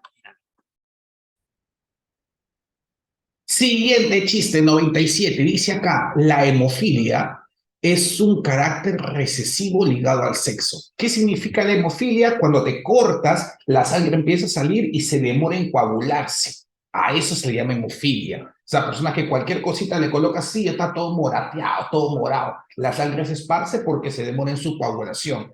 Esto es de carácter hereditario y depende de qué. Vamos a ver qué más dice el texto.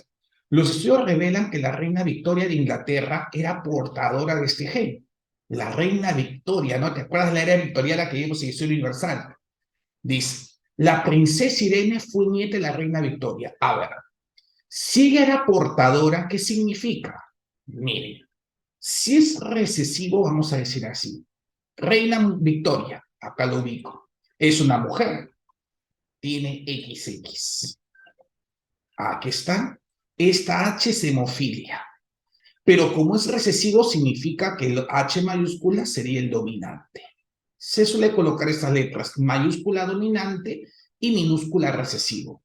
La reina Victoria tiene ese gen recesivo, pero como es portadora no se le manifiesta. O sea, una portadora tiene el gen, pero no se manifiesta el fenotipo, o sea, no se manifiesta la enfermedad, pero sí tienes el gen adentro.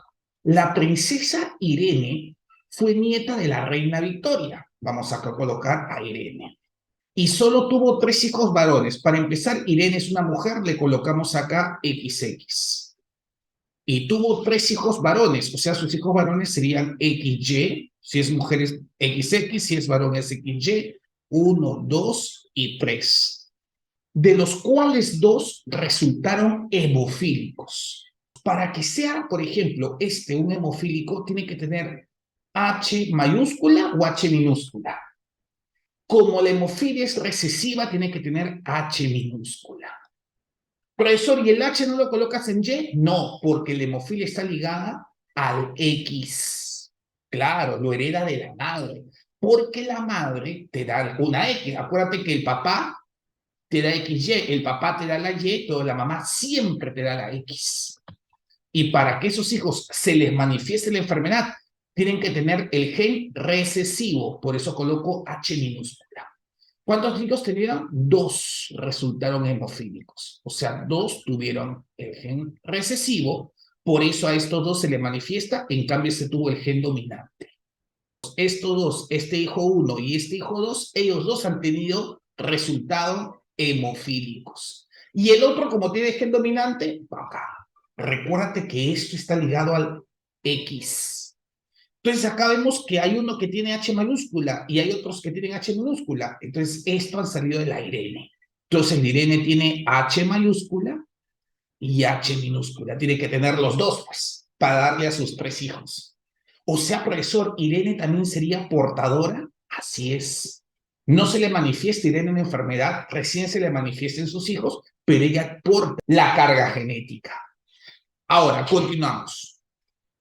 Si la princesa Irene hubiese tenido descendientes mujeres y sabiendo que ésta se casó con un varón no afectado, vamos acá.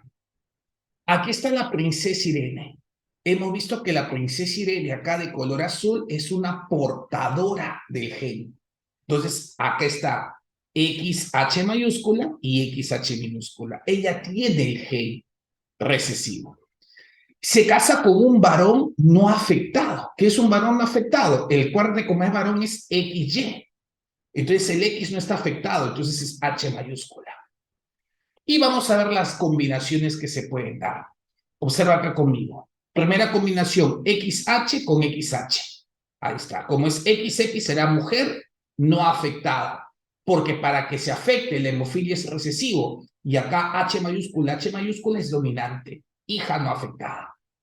Siguiente, madre portadora te da el XH mayúscula y el Y. Una X con una Y del papá. Acá tengo XY, un hijo, pero como tiene el gen dominante, no es afectado. Luego acá, la X, escúchame bien, la X recesiva de la mamá con la X dominante del papá. Ahí está. Este XX es mujer, es una hija que va a portar. Ahí está, hija portadora. Correcto. Va a portar el gen, pero no se manifiesta, porque acuérdate que ese es el gen dominante, el que se manifiesta. O sea, no se manifiesta hemofilia, porta la hemofilia, porta el gen, pero ella no va a desarrollar la enfermedad. Y luego el X recesivo de la mamá con el Y del papá. XY sería el hijo. Pero en este caso, el X está afectado por el H minúscula. Va a tener un hijo que desarrolle la hemofilia. Pero en este caso me dicen, si la princesa hubiese tenido descendientes mujeres, 1 y 2, o sea, una mujer sería genotípicamente XH y XH minúscula, y el otro sería X y las dos con H mayúscula. Y aparte, ella no es afectada, o sea, está 100% sana. Ella tampoco es afectada, solamente tiene el gen recesivo ahí, pero a ella no se le manifiesta porque el dominante, ese es el que se manifiesta.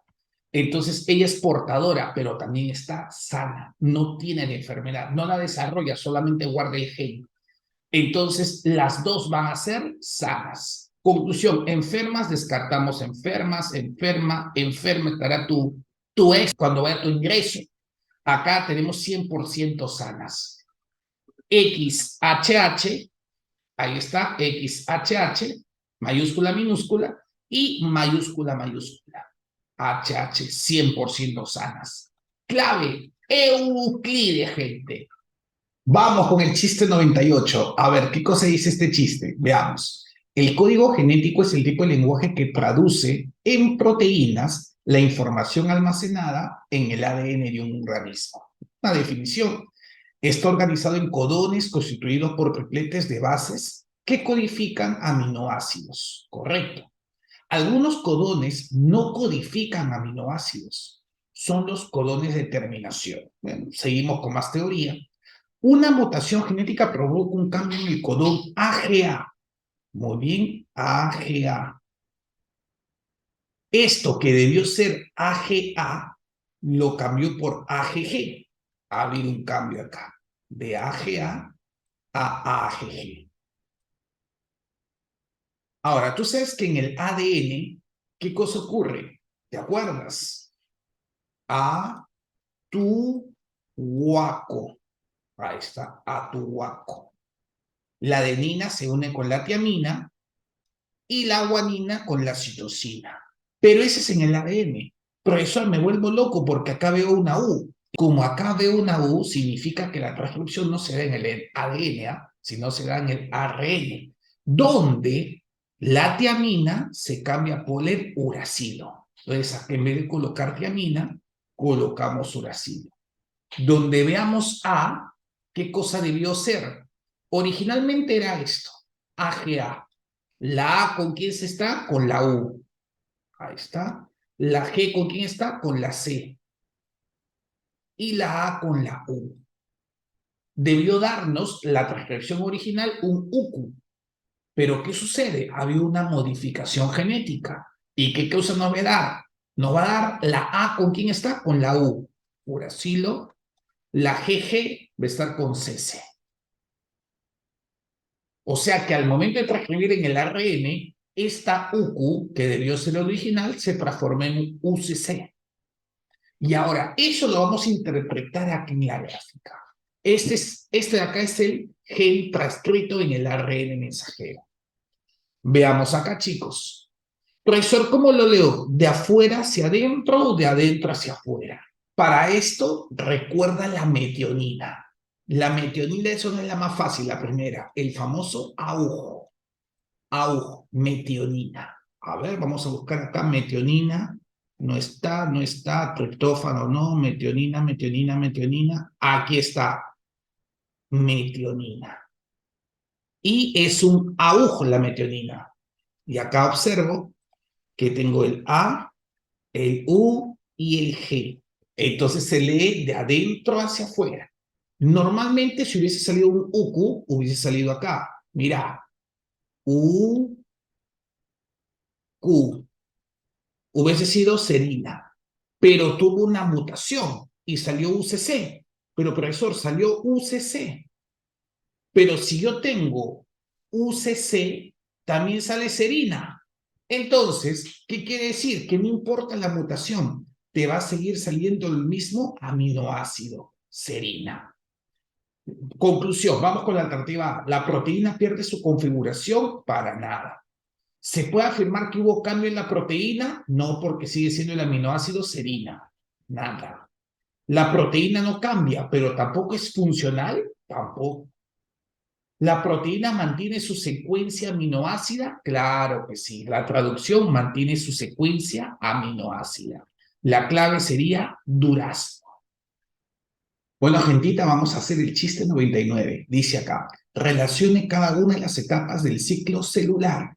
Tú sabes que el ciclo celular tiene dos fases. Aquí está la célula. Primero se va a crecer, va a aumentar su desarrollo. Esa es la etapa de la interfase, donde se preparan las condiciones para que luego se empiece a partir en dos, reproduciéndole. De esta manera se pueden regenerar tejidos, cambiar las capas, ¿no? Por ejemplo, tejido de la piel, etc. La interfase corresponde al periodo G1, S y G2, ¿de acuerdo? Así que vamos a empezar. ¿Dónde está la interfase? Acá está. En la pregunta 1 y pregunta 2 tenemos preguntas relacionadas con la interfase. G2. Bueno, durante G1, S y G2, ¿qué cosa sea? La traducción y la transcripción de los códigos. Entonces, G2 sería con la E. Aunque te cuento que esto se da en todo este periodo de interfase, pero termina y se completa acá, en la fase G2. Muy bien, continuamos. Acá también se da la síntesis de organelas y de proteínas. O sea, en la fase G2 se completa todito, ya la célula está lista para empezar su separación, en la separación y mitosis.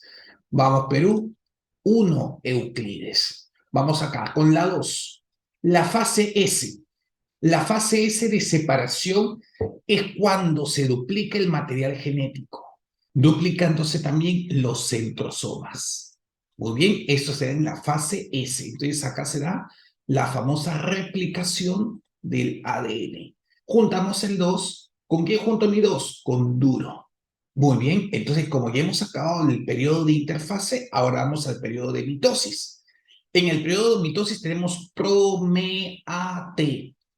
Vamos a empezar. Pro significa antes, al inicio, el empuje. Entonces empezamos con la profase. Acá en la profase los centrosomas van sacando acá sus microtúbulos. Acá como lo ven, van sacando sus microtúbulos. Y como se rompió el nucleolo, estos cromosomas van uniéndose a esos microtúbulos a través de una estructura proteica. ¿Cómo se llama esa estructura proteica? Los cinetocoros. Eso es en una profase. Por lo tanto, la profase, ¿con qué va? Con la C.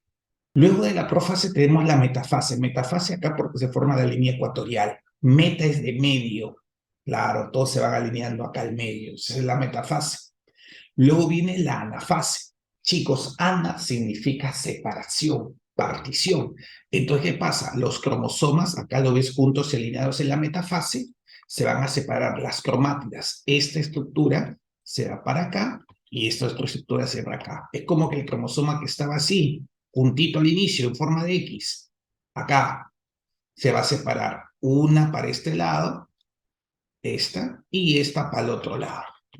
Ahí está, gente. Como es separación, a eso se llama anafase.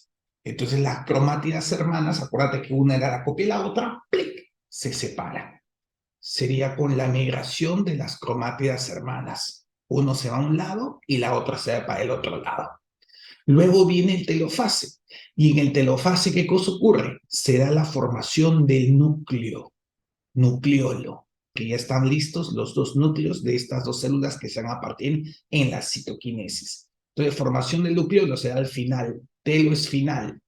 Ahí está, Ga. Vamos a ver, ¿cuál será la respuesta? 1, enano. 2, duro. 3, A. 4, C. 5, B. Clave, colchón.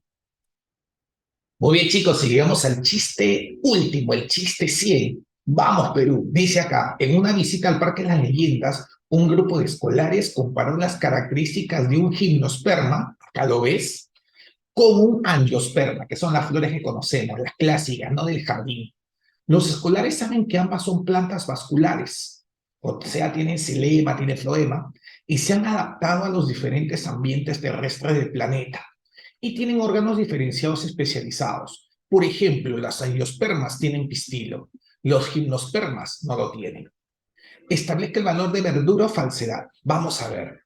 Los gimnospermas tienen porte arbóreo.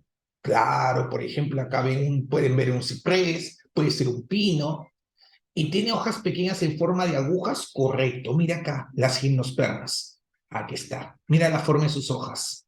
Ahí está, agujitas, agujitas, agujitas. También tienen estos conos, ¿no? También llamados pillas. Correcto. Entonces, ¿un gimnosperma tiene porte arbóreo? Claro que sí, tiene forma arbórea. Y sus hojas pequeñas en forma de agujas, la primera es verdura. Vamos con la número 2. ¿La angiosperma presenta semillas? Sí, las angiospermas tienen semillas. Flores también. Y frutos. Esa es una gran diferencia. Las gimnospermas no tienen frutos. En cambio, las angiospermas sí lo tienen. Es una súper diferencia básica entre ambas bandidas. Falsas. Oh, verdura, verdura, verdura. Las angio, estas clásicas florecitas del jardín, esas sí tienen frutos. Continuamos. La gimnosperma, gimno, desnudo, esperma, semilla. Su semilla está desnuda. ¿Presenta semillas, flores, pero frutos? No, las gimnospermas no presentan frutos. Recontra falso. ¿Y la angiosperma tiene piñas o conos dispuestos en el tronco? No, no, no, no, no. Las piñas o conos lo tienen ¿quiénes? Las gimnospermas. El cono de la gimnosperma no tiene pistilo, a diferencia de la angiosperma que sí lo tiene. Entonces, ¿la angiosperma tiene piñas o conos? No, esto no tiene la angiosperma. Tiene pistilo, así es que es falso. La respuesta, chicos, ¿cuál sería?